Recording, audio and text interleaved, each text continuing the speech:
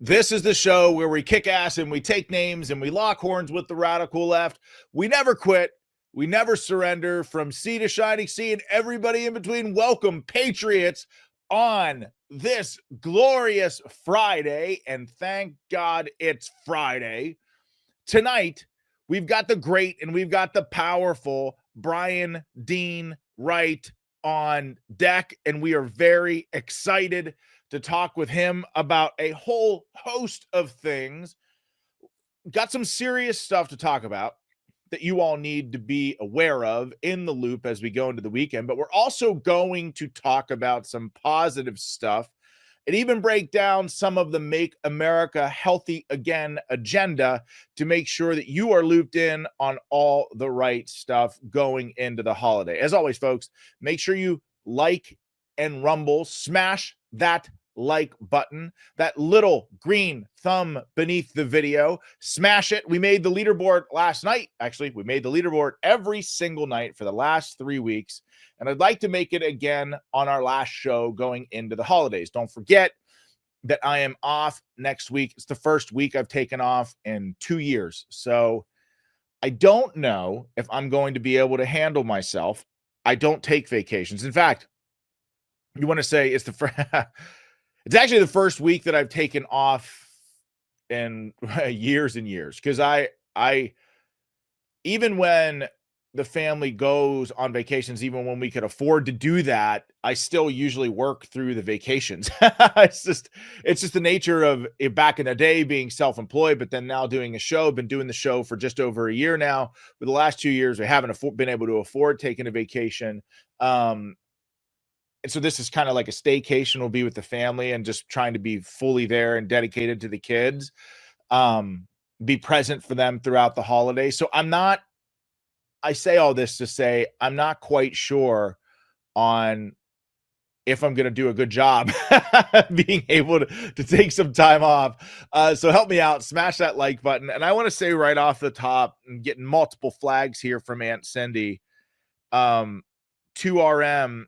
Listen, thank you all for the tips. The Rumble Rant tips are unbelievable. The generosity that you all have shown me is unbelievable. And 2RM said, Matthew 1:23, behold, a virgin shall be with child and shall bring forth a son, and they shall call his name Emmanuel, which is interpreted, God is with us. Regina, thank you so much. Said, Merry Christmas to Sean, Melanie, and all the battle crew. And Dory, you all are the best. Merry Christmas to all at Fort Parnell. Enjoy your Christmas break, and we will all be here when you come back. Listen, that means a lot in this business. People don't get to take a whole lot of time off. And, I'm very thankful and generous thank you all for your generosity. I don't even know what to say. I'm just blown away by your kindness. You all have become a family. SMP 32. I see you. Thank you so much. Say Merry Christmas, everyone. You all are the best family in the world. I don't even know what to say other than just thank you. I'm just blown away. I'm just so blown away. And as always, just so you're all tracking, 100% of what we get and what we raise is going right back into the studio. And I have to say, over the next couple of days, when I'm taking this week off, listen, I said I was taking the week off, but I'm also going to be working on the studio. I don't consider working on the studio work. It's actually fun for me to try to give you all a better quality viewing experience. And so I'm going to be trying to clean up the studio a little bit, do some wire management, make sure everything is just easier, maybe give you a better quality camera shot. I don't know, but try to make the studio better. But 100% of the tips that we get in the live chat all go to giving you all a better experience. That is my pledge and promise to you all. But thank you, Battle Crew, from the bottom of my heart for these Rumble Rant tips. You really, truly are the best. I know that I'm speaking for both Commander Melanie and I and my entire family when I say that you all are members of our family. We spend an hour with you every single day, and that's pretty awesome, powerful stuff. Okay, so let's get to some of the headlines right at the top. We got lots to talk about today before we go into the holidays.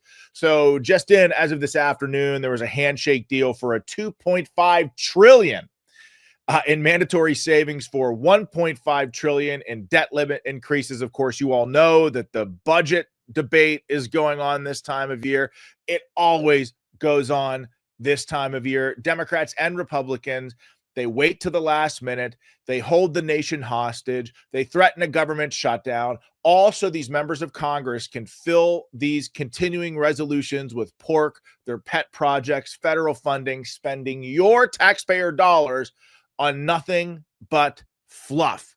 Well, this year, Donald Trump actually stepping into the limelight, acting as president before he's president, put a stop to that. So we went from a 1,547-page bill.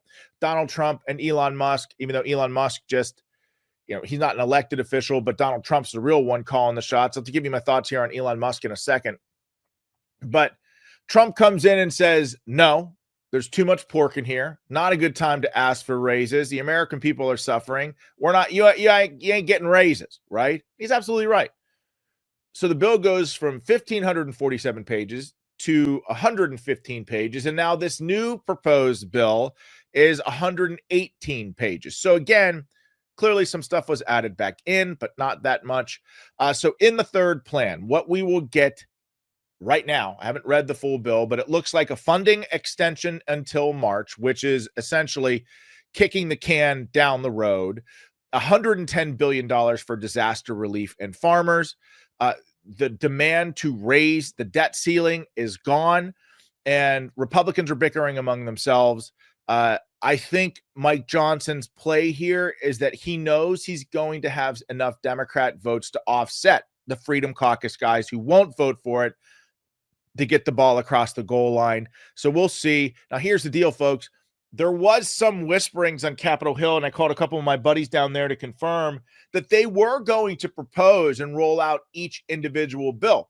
Disaster relief, a farm aid bill, individual packages, vote on them individually. Let me tell you something, folks.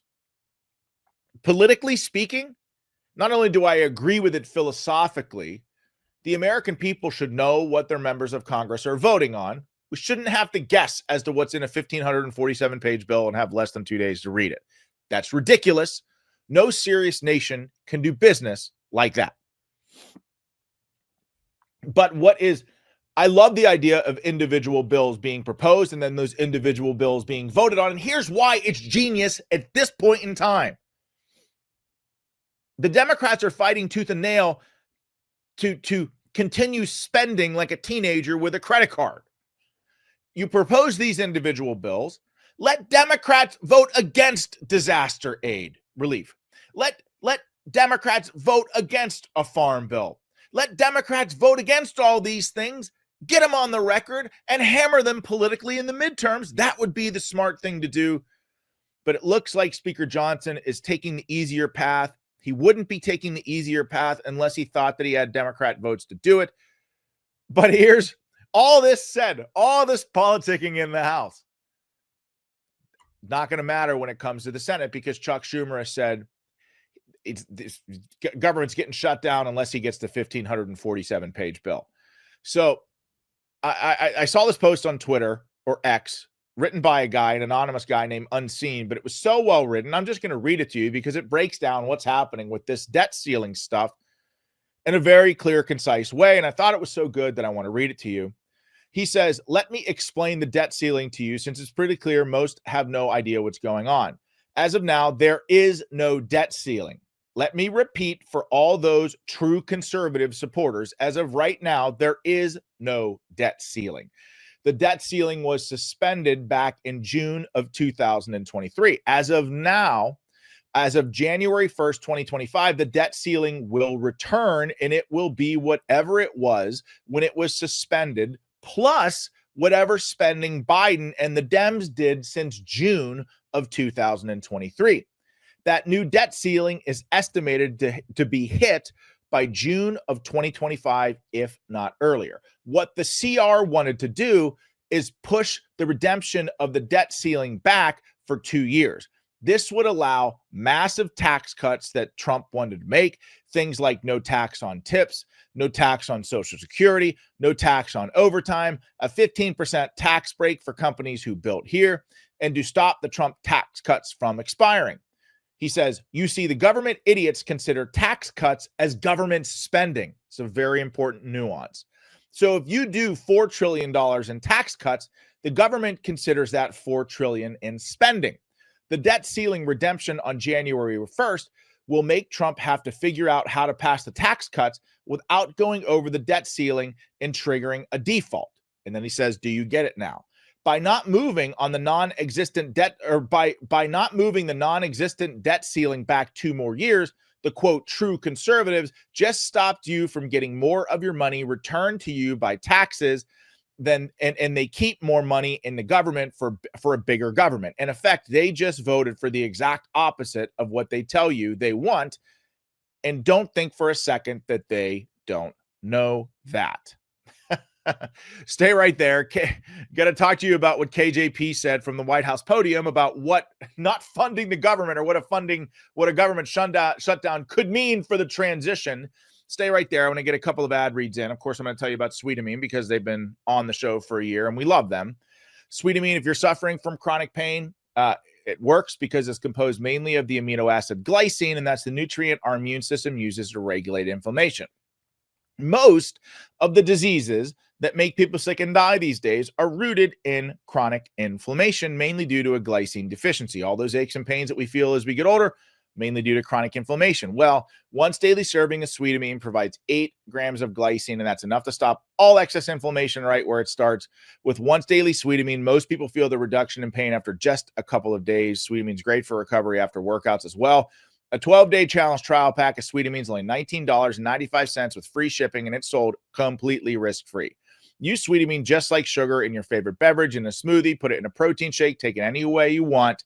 All natural Sweetamine contains no sugar, no carbs, only has 24 calories. It's perfectly safe for diabetics. All you have to do is go to sweetamine.com.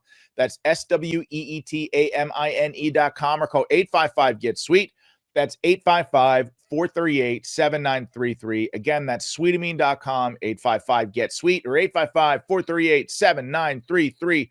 Use the promo code Sean, S-E-A-N, and you will get a $5 discount. Also, folks, we are in crunch time right now. A new administration will be sworn in soon, but as great as that is, that also means our enemies have days left to stir up trouble. That could mean a cyber attack, an invasion, or God forbid, a nuclear strike. So until the longtime bureaucrats are out of Washington, I'm not taking any chances, and you shouldn't either. That's why I have an emergency food supply from My Patriot Supply. Right now, they're offering $100 off their 3-month emergency food kit. It's got 2,000 calories per day for 3 whole months. Plenty to get you through even a prolonged emergency. All their food kits last up for 25 years in storage. They come in rugged, weatherproof buckets. All you got to do, prepare with VNN.com right now to order your 3-month emergency food kit. I've got an emergency food supply in my home because my safety and security is worth it. I'm not taking any chances with my family, and you shouldn't either, folks. It's all about being prepared, not paranoid. Nothing wrong with being prepared. So go to preparewithvnn.com, order your 3-month emergency food kit now. Promo code VNN. That's preparewithvnn.com. Order your 3-month emergency food kit. $100 off. You cannot beat it. Okay. What the hell is KJP saying from the White House podium? Oh, I mean, what does a government shutdown mean? Could it affect the transition? I don't know, but let's listen to see what KJP thinks. Committed to a responsible transition, and as you know, his team, he and his team has certainly been working towards that. The team has been preparing for months to make sure that happens. I will say, though, if there is a shutdown, and I don't want to get too much into hypotheticals, but this is the reality, transition activities will be restricted. And with limited exceptions, obviously, but such as prevent imminent threats to the safety of human life or the protection of property. Those are the things that we would that we would have to be concerned about. And so we're doing everything to ensure a smooth transition. But the choice to allow a transition to move forward is in the hands of Republicans in Congress. Oh, great. White House Press Secretary KJP warns that a government shutdown could delay the transition of power from Biden to Trump. Oh, isn't that the scariest shit you've ever heard in your life? That's just great. So now, as if we have to worry, a government shutdown. Oh, what are we going to do? The apocalypse is coming.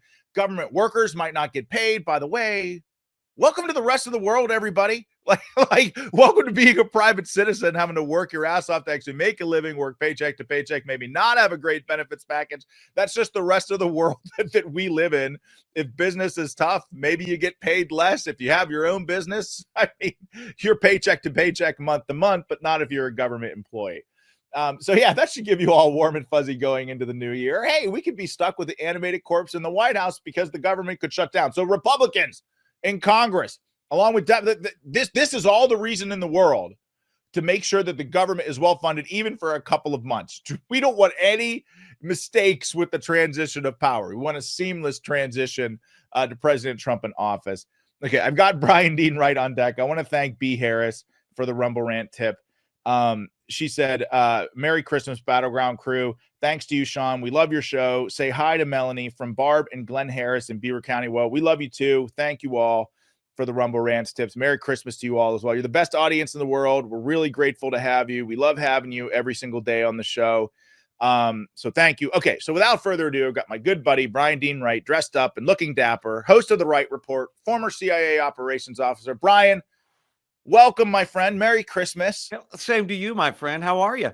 I'm doing good. What do you think about the government shutdown could keep, maybe mess with the transition of power? There's always something, isn't there, to keep us all up at night. This sounds like, you wake up Christmas morning, you open up a present, just a lump of coal. I don't like it. I don't want it.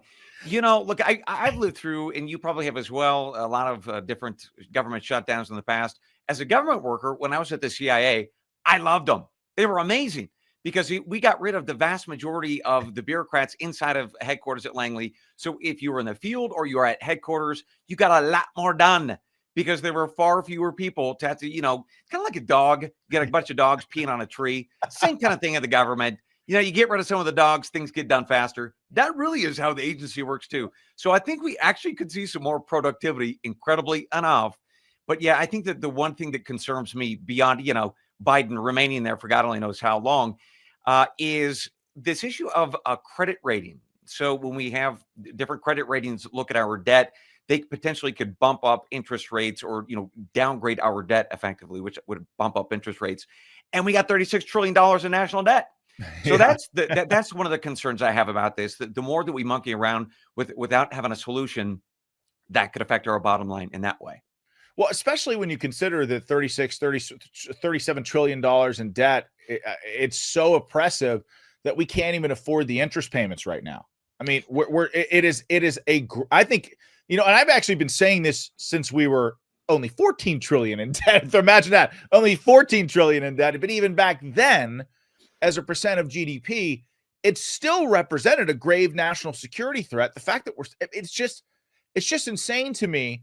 That just a good example, like in the first 1,547 page continuing resolution had a pay raise of like $73,000 a year pay raise. So not only is that more than the average pay annual salary of the American people, it's also they're giving themselves a pay raise when they're the ones that caused the inflation in the first place. It just seems so ridiculous to me, Yeah. Look, I think this is going to be a really important debate over the next year because Donald Trump, like a lot of other guys in the world of business, actually don't get too upset about debt. They think we can either grow our way out of it or fundamentally they understand this, and they're not wrong, that there's really no other debt out there for other nations or other big investors to buy other than our treasury bills and bonds and the rest of it. So long as we don't have any competition, we can keep the money machine printing, and we can issue all kinds of debt, and we're going to be probably okay for some period of time. But the moment that there is competition for the U.S. dollar and our debt, that's when our debt becomes a lot more expensive because we're going to have to go out into the marketplace to try to entice more people to buy our debt, right? So when there's this other competition, it doesn't exist yet. But when that day comes, it's kind of like musical chairs, right? The music stops. You're in trouble. Yeah. And that's why you don't want to have $36+ trillion in debt. You want to keep that debt low so that when the world changes, and we won't always be the preeminent global power, the US dollar will not be the preeminent currency in the world. That will change. That has never, ever, look at history. There's no like Roman currency right now. It's all going to go away. So that's why it's so important for thinking about 2, 3, 4 generations ahead. get that debt as low as possible. Don't put a big burden on them so that they have some flexibility to keep this country going in whatever way it changes in the decades and centuries to come. That should be the goal. And that, to me, is why this debt issue really matters. Bryan, I want to give you some kudos about something that you've been saying since you've been coming on the show for the last several months. That, I mean, you have been saying, I feel like quite passionately, Biden's not there. He's the commander in chief. There's something really wrong here. Our enemies see this. Our allies see this. Confidence in America is plummeted because of that. People, Helen Keller could see it. Yeah, Helen. Yeah. Blind people can see it. Yes. Yeah. And the Wall Street Journal, I mean, to me, too little, too late, comes out with an expose. I mean, anyone with eyes and ears could have seen it. That's the crazy thing. I mean, here I am using the left-wing language that it's some sort of expose. We all knew it all along, but Biden has his cabinet, it has staffers and his wife sitting in on cabinet level meetings, making decisions on behalf of the country. Like, nobody elected a chief of staff. Nobody elected a national security advisor. Yet in this article, it says, oh, Biden's too tired, couldn't make it through meetings, wasn't cognitively sharp enough to ask the right questions, couldn't even understand the subject matter of what was discussed. And now we find out, according to the New York Post, another subsequent piece was written to the Wall Street Journal that came out today, that Biden rejected a call, a couple of days, or maybe even a couple of months rather, before the Afghan surrender, from the ranking Democrat on the House Armed Services Committee, warning him that Afghanistan could be at risk of imminent collapse. You were right about all of this stuff. And now it's just, what drives me crazy about this, I guess, and I'll just turn it over to you, but it just seems like the media and many of the people that are reporting on this now are just trying to cover their ass and say, look, I reported on it, maybe a little bit late, but I reported on it just as Biden leaves the White House, and there's not a political cost to do it. Yeah. CNN's former Chris Kaliza, he admitted this week that, he should have covered Biden's dementia or brain-related whatever many years ago. He said that when he tried to, or even started to scratch into the issue, he was told by the White House, oh, that's ageist. How very ageist of you. What a terrible thing. And you know what? He said that got to him. To which I want to actually punch the guy in the face, because I'm like, friend, your job as a journalist is to not make friends with people inside of the White House. That's not your job. Your job is to ask simple, basic questions and follow up, even if that makes people in power angry. That's the whole effing reason we have a press, to hold people with power to account. So if you're not doing that, so what's your job? You're just a sycophant. You're just a propagandist. And that's really what we have. And that's the point, isn't it? That the modern journalism in this country is not journalism at all. They may cloak themselves. They may throw that cloak around themselves saying that they're journalists, but they're not. They're propagandists, because they don't want to upset a Democrat politician and his family or staff. So that is, I think, the remarkable and horrifying moment that we have seen building up for years. You go back to 2004 or so, we got some great data that about 94%, give or take, of journalists back in the early 2000s were giving, when they did, to the Democrat Party or Democrats. So this is now the consequence of that, of generations of journalists who aren't journalists at all, but they're party members and they're propagandists. So of course they're going to look the other way when the king doesn't in fact have any clothes on, right? Wow. The old parable, right? So that is the moment, and that's what we're seeing. And by the way, the NBC, Chuck Todd has reported on this years ago, that when he was talking to cabinet members, they were telling him there's no way this guy's going to make it another 3 years. He has clearly a case of dementia.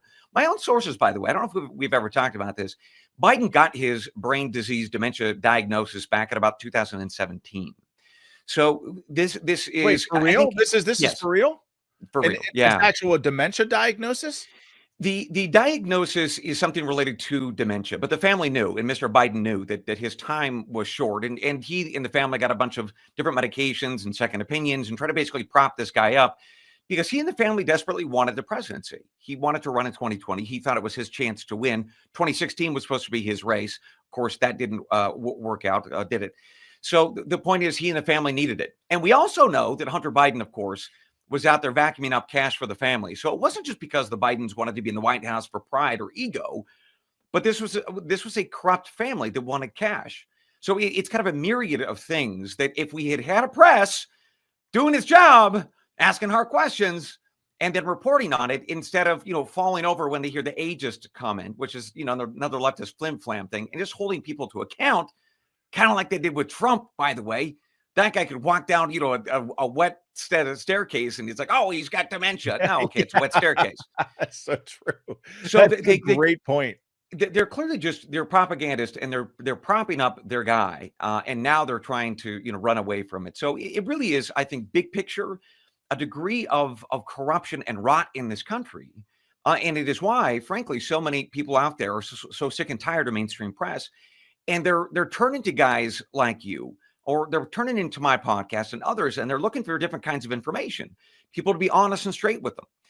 And I think that that's the moment in which we live, Biden aside. But yeah, gosh, thinking about what has happened over the past 4 years, all the different national security concerns, it makes you wonder who's really approved that stuff. Yeah. Right. Syria right now. So we know one of the things you and I talked about a couple of weeks ago, I think, we have encouraged the Ukrainian military to link up with those HTS Islamists that have just taken over Syria.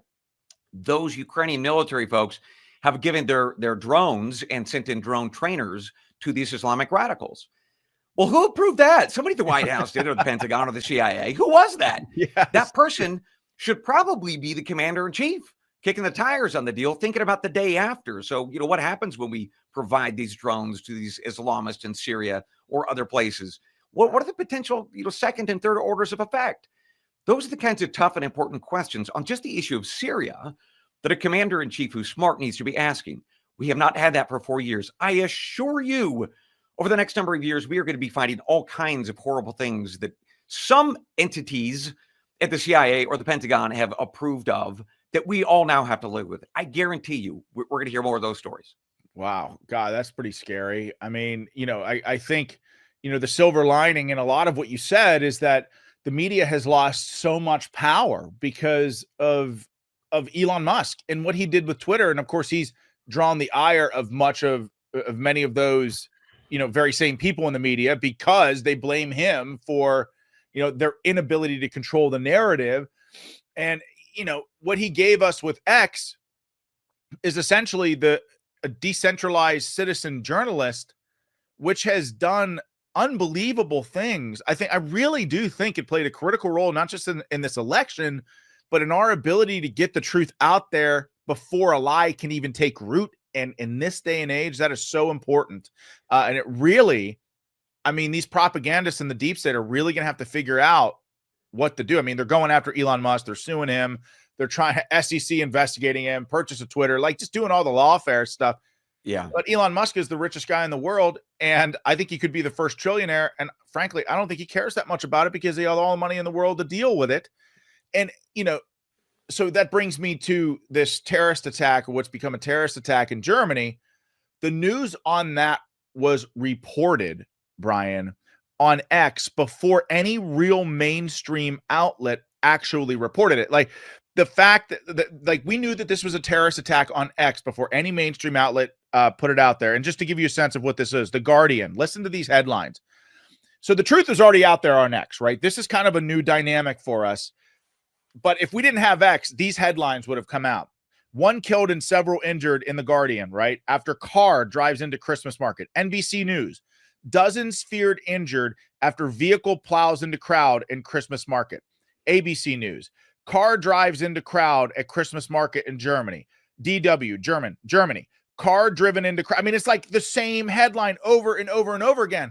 And if it wasn't for X, like, how long would it take for us to find out that this was actual terrorism? Yeah. Well, isn't it interesting that when we hear of these kinds of things with a gun, it's not a gun killed 4 people. It's a madman. It's the person, right? So I think that there's a really interesting, to this point of media and bias, whether it be in the headlines or the stories.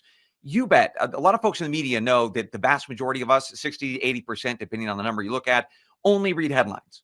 So if it's just a car ran into people, oh, well, things happen, right? Or, maybe it's one of those automatic driving cars where there's no human in it.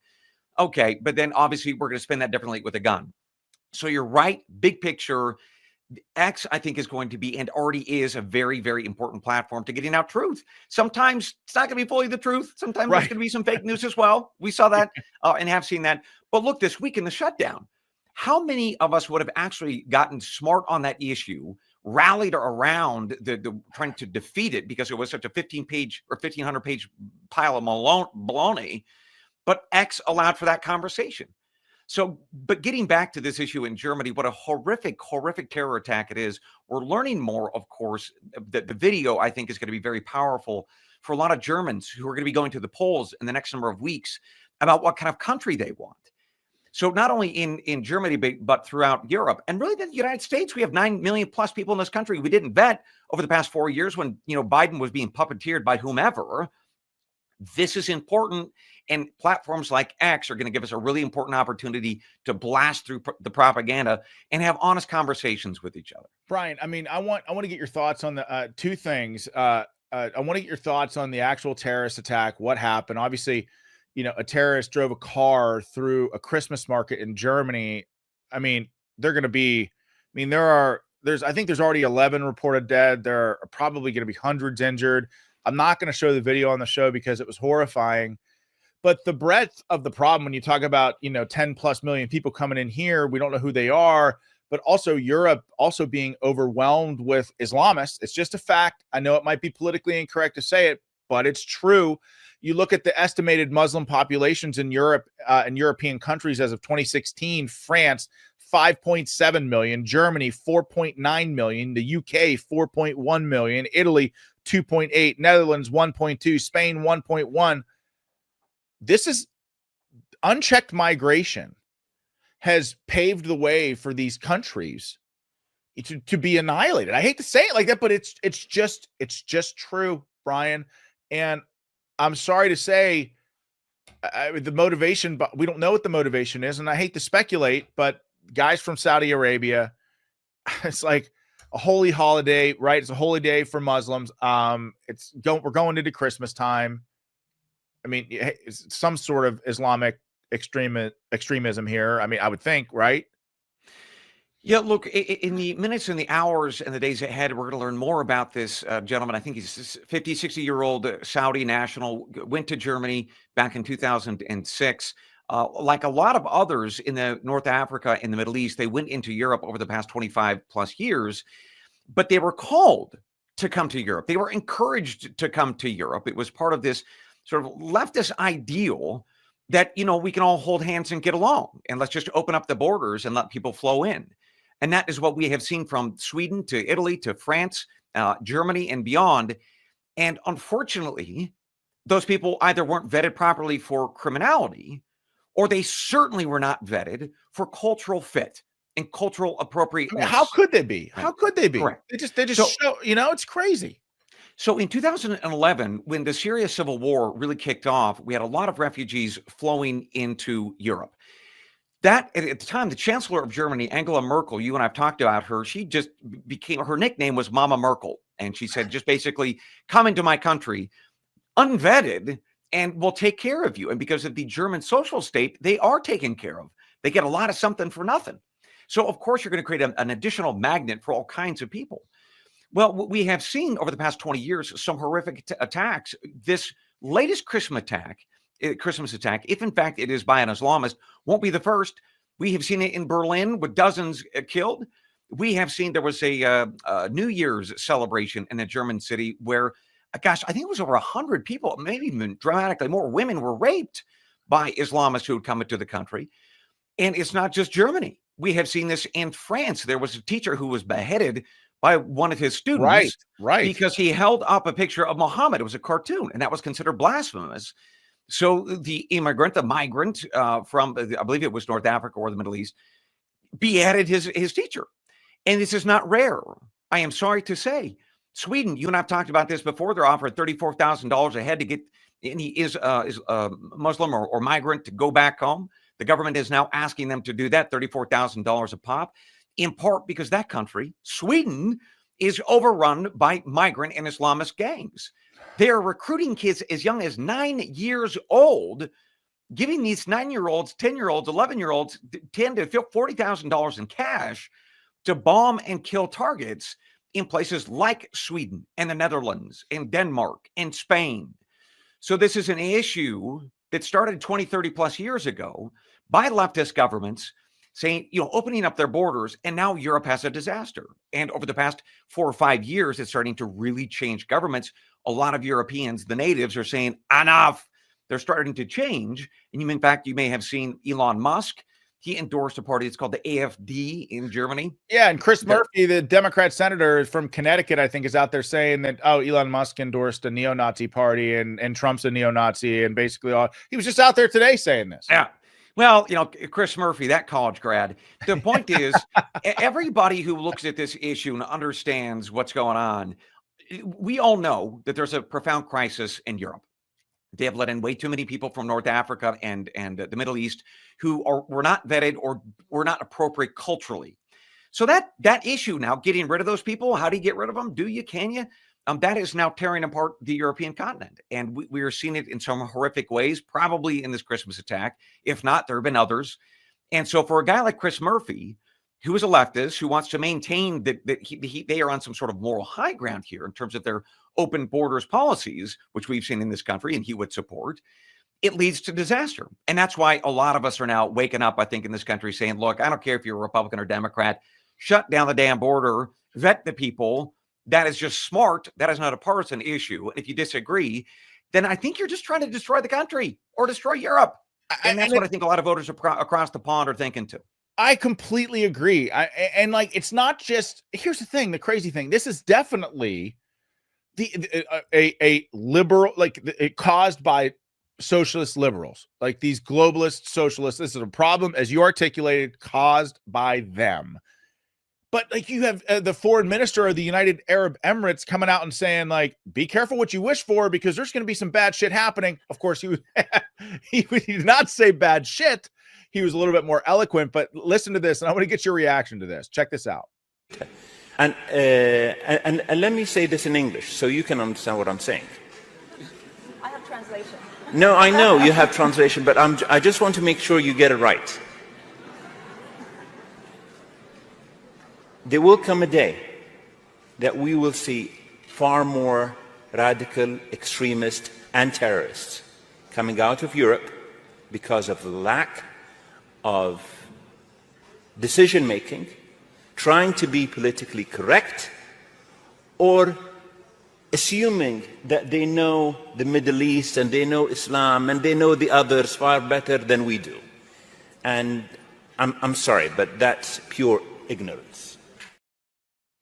So he's exactly right. And I'm glad that he said that, but he came out today in the wake of this horrific attack and said, I told you so.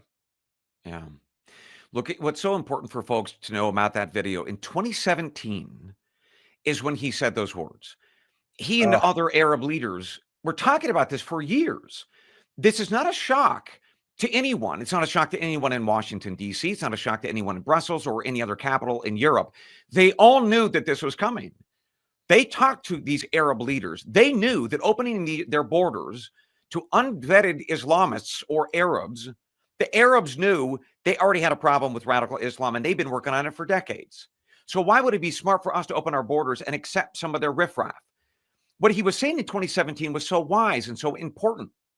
But leftist politics and the media that we just talked about, the same media that wouldn't acknowledge that dementia was real and inside of the mind of Joe Biden, they won't let us have those conversations, or they've been preventing us from being honest about that. And if we dare said it, if we dare have the audacity to speak truth, we would do, I think, as some of us have done, and that is we'll keep our mouths shut.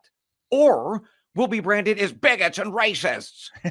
Or some of us, if I may say, one of the things that I think a lot of us now are reflexively doing is we'll say, oh, look, I don't want to be racist, or I don't want to be bigoted, and I know this is politically incorrect, but let me tell you what I think about this. I think we got an Islam problem in Europe.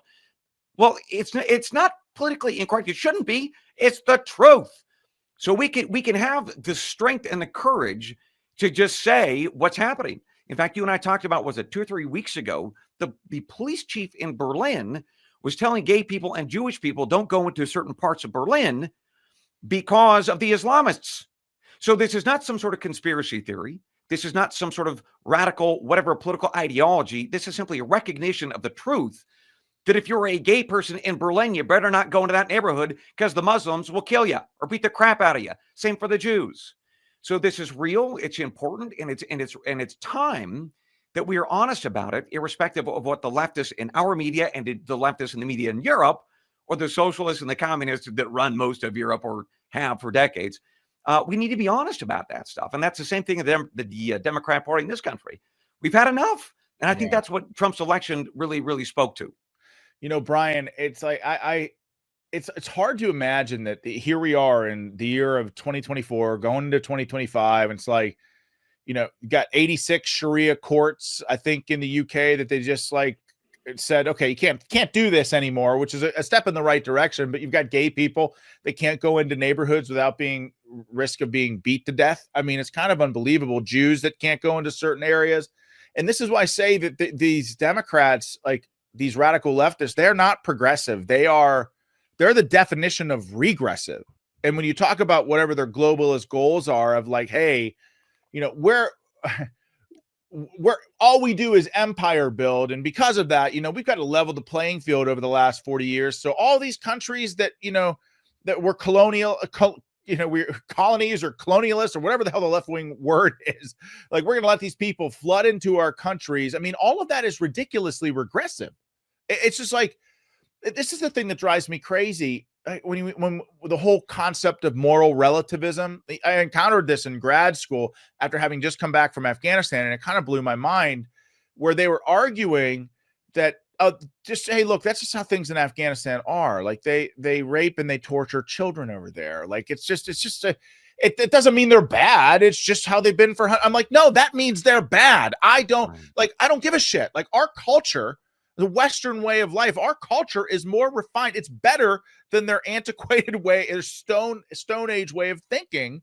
And I don't understand why we're afraid to say that. We should be proud of where we come from. We should be proud of our culture. And we're not stoning women to death in the streets, for God's sake. We're not making women wear veils. We're not beating gay people to death. Like, I don't understand why we're so afraid to say, Western culture is better than what they have. I just don't get it. I don't get it, Bryan. I think two things can be true here. One, we can say, look, other cultures and other religions are free to do as they would like. It's not our place necessarily.